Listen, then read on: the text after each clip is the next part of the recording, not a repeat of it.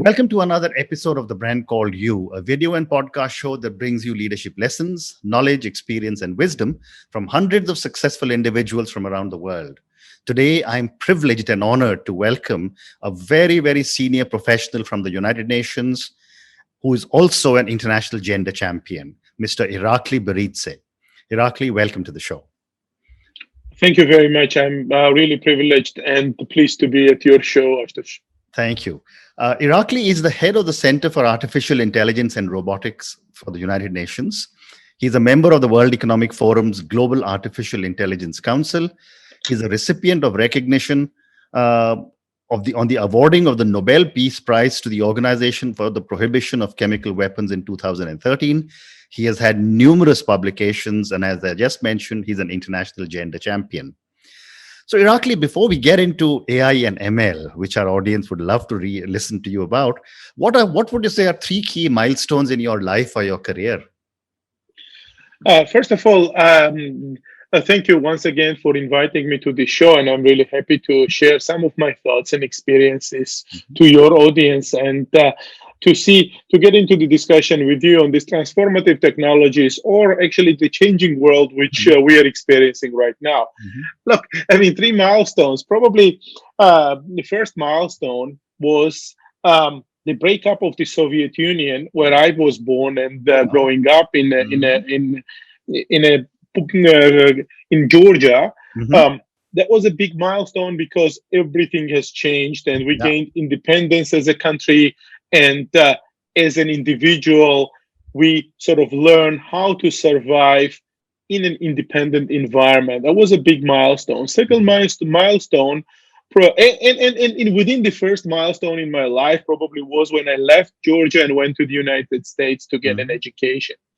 Second milestone was when I joined the United Nations and international organizations back in year 2000 in the Organization for the Prohibition of Chemical Weapons. Okay. And that's an organization which deals with issues of an entire category of a weapon of mass destruction with an aim to fully eliminating it, to ensure that chemical weapons no longer exist in this world. And in 2013, we received the Nobel Peace Prize for these efforts. And I think that was a fantastic culmination of my career within this organization as well, where we achieved a lot. Around 99% of the chemical weapons were verifiably destroyed globally, and that was a huge achievement. And the third milestone in my career was creation of the Center for Artificial Intelligence and Robotics at the United Nations, which I initiated and championed of putting it together and orchestrating how to ensure that AI used for the benefit of humankind, benefit of everyone in this world, and risks are minimized as much as possible. So these are the three big milestones. And what incredible milestones from Georgia to the US to the Netherlands, and in such a wide diversity of things that you've covered. So, Irakli, let's talk about the Center for Artificial Intelligence and Robotics. You know, artificial intelligence and machine learning are used together. Help for all the thousands of our viewers and listeners, help me understand what these two terms mean. Look, I mean, in principle, I mean, artificial intelligence is a bigger terminology, which means many other techniques which are used in AI. Machine learning is one of those techniques. Often enough, these two terminologies are used together. There are many other different techniques which are used to understand and decipher large amount of data which is collected on a daily basis by all of us. At the same time, using enormous computational power, which we are able to use it, and incredible algorithms, which we are all designing. So three main ingredients are needed to achieve results in artificial intelligence. That is enormous amount of data, as much as possible, computational power, and the algorithms which are deciphering. What AI does the most and the best is making sense of this data. Right now, for example, we have around 45 zettabyte of data accumulated as all of us as human beings. But in 2010, we only had 1 zettabyte of data, and it is projected that in year 2025, we're going to have 175 zettabyte of data. Okay. And 175 zettabyte of data is as much as stacking DVDs all the way from here to the moon 27 times. So that's a Okay. lot Wow. of data. Wow. Okay. And no human being, no combination of human beings or group of people or all of Mm, us are able to interpret so much data. And that's mm, where the AI and its techniques are helping us to do. Very interesting. And when I was reading about you, there was the reference to something called a strong AI and a weak AI. I didn't understand what the difference was between these. Look, I mean, I think that we could talk about more like a narrow artificial intelligence and more Mm, sort of a general artificial intelligence in that mm, sense, and then something what is called super intelligence as well. On mm, the narrow side, right now we have many different AI techniques which are solving particular problems. For example, AI is used in healthcare correct. to understand the origins of the diseases. For example, with the COVID-19, actually AI uh, were the first, actually, the sort of who spotted the spread of COVID-19 actually Mm, globally. So mhm, AI is very good in doing specific issues. Similarly, in energy sector or even in crime prevention, which we mm, are dealing quite a lot, AIs are very powerful. At the mm, same time, we still have not reached the level where AI can do healthcare, crime prevention, energy, correct, education, and other things as well. correct. And one day, and some scientists still debating whether it is actually possible or not. Mm, We may achieve something called general artificial intelligence, which would basically be on the level of human intelligence, so that we mhm, can do this and this and this, many things in combination. And some even associate this to a dangerous portion of the sort of development in AI, because mm, people think that at that moment we may actually lose control of mm, who is more intelligent being on this planet, because AI is developing exponentially faster, and we may end up in a world where we may not be the most intelligent beings anymore. correct. And then there is something called superintelligence, Mm, which could be measured as millions or billion times more intelligent than mhm, us. And therefore, unless we create some safeguards, unless we create certain safety nets, we may be sort of losing complete control of ourselves. mm. But So, that's in a far distance. So just I don't want your audience to think that we're sort of at the verge of that type of catastrophe. so we are not we have not yet reached a stage where some robots will take over the world. I don't think so, and I think that it's still quite a far away Understood. when this will happen. There are scientists who are projecting that that kind of things can happen by 2050. There are scientists who say in even in 100 years time, or there are some who says that this may never really happen, because Very interesting. creation of something like this may not be even possible. Very interesting. So, when just before we started recording, you were talking about artificial intelligence being used for policing, and also the challenges that could come because criminals could get access to a lot of the data and use AI. Tell me, what are your thoughts on this? Look, I mean, this is probably one of those really kind of dark sides of the AI, and I can name 4 or 5 really serious ones, alongside with, for example, losing jobs for many people in the world, or Mhm, military use of AI, or sort of existential risks which are associated to AI. Criminal use of AI is probably one of those like immediate risks we need to solve and mhm, immediate challenges we need to deal with. mhm, For example, we are looking at 3 different type of risks which are associated to the criminal use of AI, and by mhm. criminal I also mean terrorists and Correct. all sort of categories of the categories. Um, we look at first sort of a threat line is associated to the digital threats. Mhm, Anything which is done by cyber criminals right now, in the near future, will be done by AI systems, mhm, AI applications, which means more powerful, 24 hours a day, learning from its own mistakes without being hungry, thirsty, or actually needing to get paid. Correct. So therefore, the danger could be accelerated million times, billion times more than current ones, because these systems will be looking for loopholes to penetrate certain systems, governmental, private sector, or individual, Mm-hmm. where danger would be accelerated. Second line of the threats associated to the physical threats, and here we're talking about combination of AI machine learning with robotics. Mm-hmm. For example, you take a drone and you put a face recognition technology on a drone and give a task to find me, for example, Mm-hmm. here in The Hague in the Netherlands, and potentially drone can find me and carry out the task it is given. Wow. Whether task is to bring me chocolates or assassinate me, it depends on the one who is programming such a Correct. drone. But in principle, you can imagine what consequences could be derived. And imagine that this is not the one drone, but we're talking about swarms of drones. We're talking about thousands of them. What sort of threat we're going to have?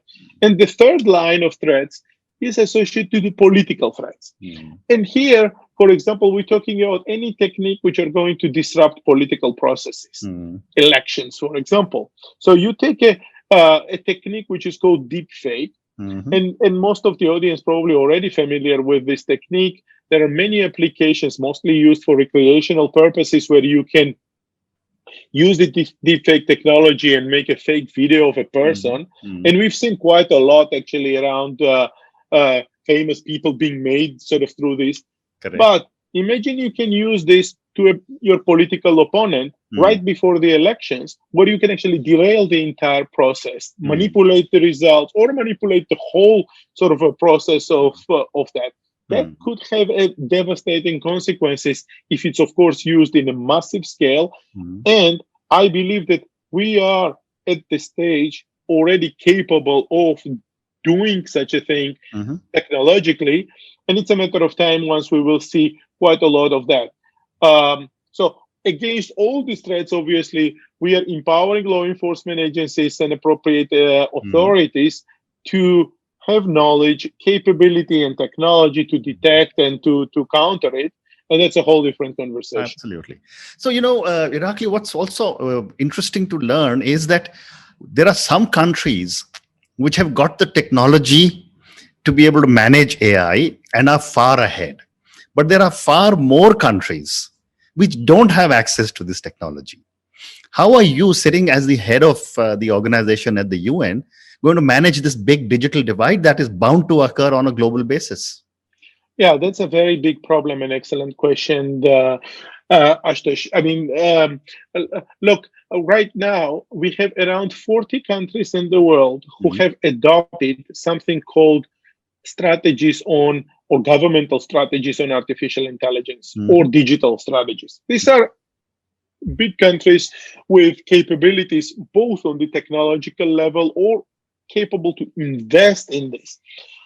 What does the AI strategies mean is that those are the governmentally adopted documents deciding the direction of the country in this field and associating investments, sort of budgetary investments into this technology. These are the countries who at very early stage realized that AI is here to stay, and there is a lot of benefits for the countries which this technology can bring. And they're investing, and they are doing rightly so, and we are very proud of all nations who are actually sort of accelerating their quest in the research or development and investments, whether it's sort of on the government side or the private sector side. But at the same time, you have 160 countries or so in the world who don't have such strategies. Absolutely. And some of them are making it, but then you have a lot of countries who are not investing in this technology. And what we are afraid is that at one moment we may end up in a world where only few would be powerful technologically from the policy side and would be able to reap the benefits of such technology. So what we are doing about it is that I, in every speech I give, advocate that diminishing this digital divide. This is dangerous growing divide Mm-hmm. where we need to ensure that such a technology is enjoyed by everyone in the world, that Mm-hmm. all countries have access to the knowledge and technological understanding of artificial intelligence and related technologies around it as well. We talk here blockchain, we talk about biotechnology and other things too. Mm-hmm. Now, how do we do it? At the United Nations, of course, we have different processes within that. We have something called AI for Good Summit, where we're trying to invite a lot of countries from developing world as well Correct. to ensure that they understand it. Every seminar, every workshop, every global meeting I am organizing from our side, we try to make it as geographically diverse as possible Mm-hmm. so that countries, smaller countries with less technological capabilities, are able to understand how to do it. And I tell you one more thing, Mm-hmm. COVID, in a way, did help in that regard as well, ironically, is that most of now our operations, most of the workshops, trainings, and the global conferences, what we give are given online. And countries from the developing world are much easier, sort of have the easier access to such a knowledge. While before, most of it was physical, so you had to travel somewhere, let's say in Singapore, to participate in a meeting, which was Correct. associated with funds and Yeah. travels and all of this. Now everything is available online. Correct. But there is another aspect of AI that I wanted to take your view on, and that is I was reading an interesting paper on the ethical issues of artificial intelligence. I mean, uh, human beings have always been seen as the most supreme, and now suddenly there is a group of machines that are seeking to become more supreme than human beings. Would love to get your thoughts on this.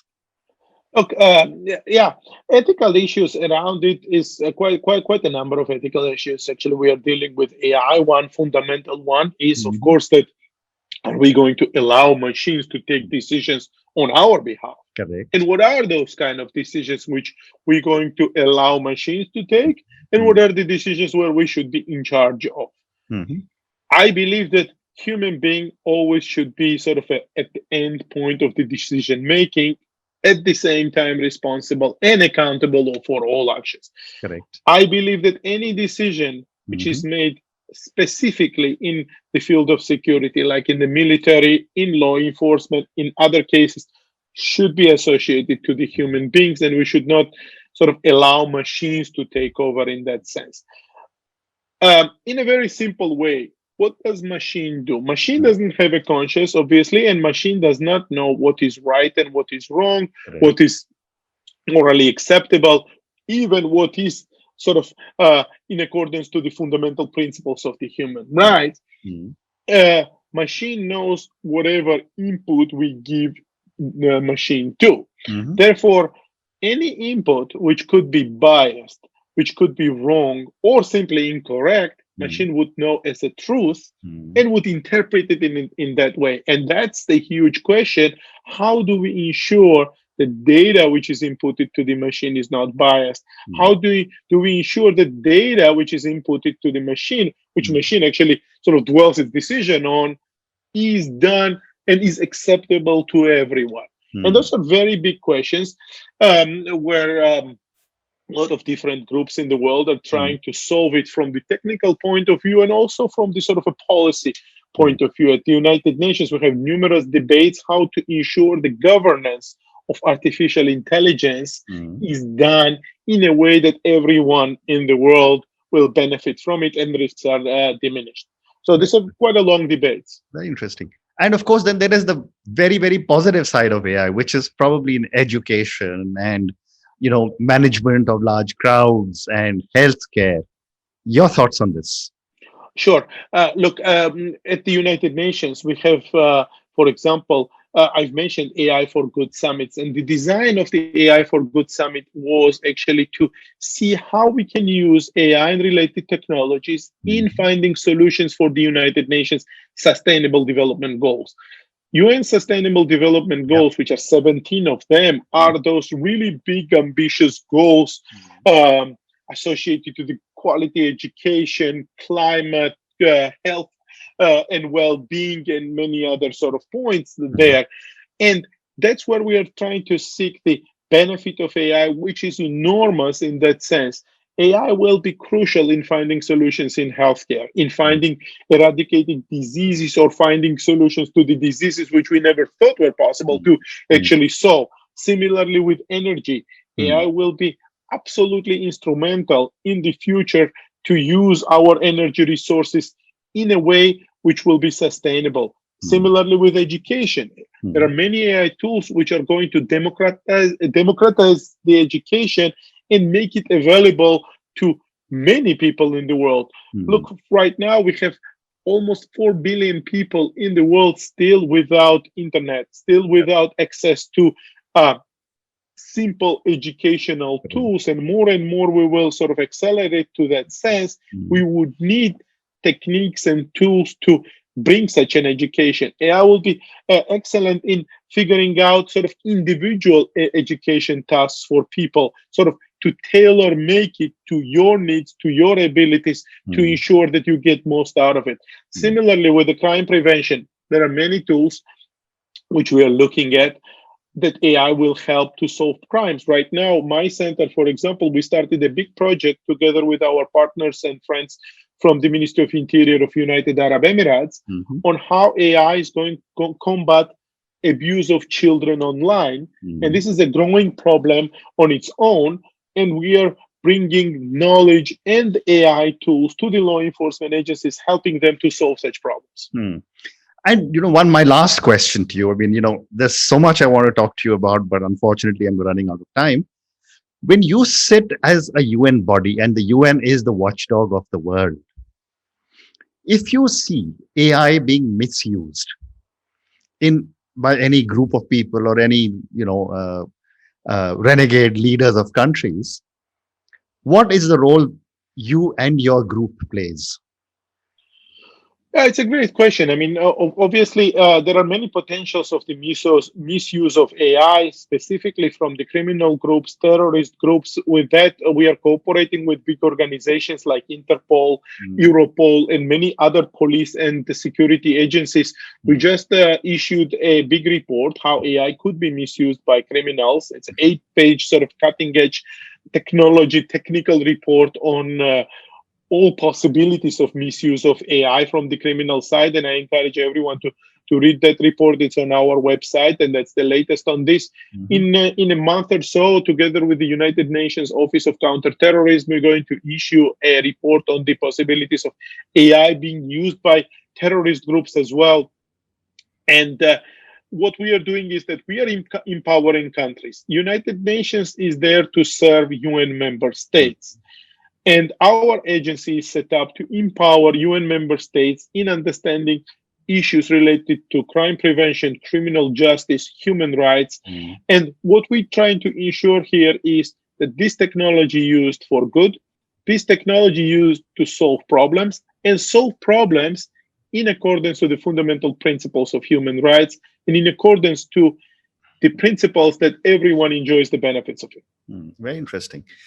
Irakli, thank you so much. I really did want to cover the second part, which you're so passionate about, which is the international gender diversity, and you're an international gender champion. But I will seek time for a separate episode on this. Thank you very much. Thank you so much for such an amazing conversation on artificial intelligence. I'm grateful to you for all the time you've given. It was a pleasure to be with you. Looking forward to our next one. Thank you.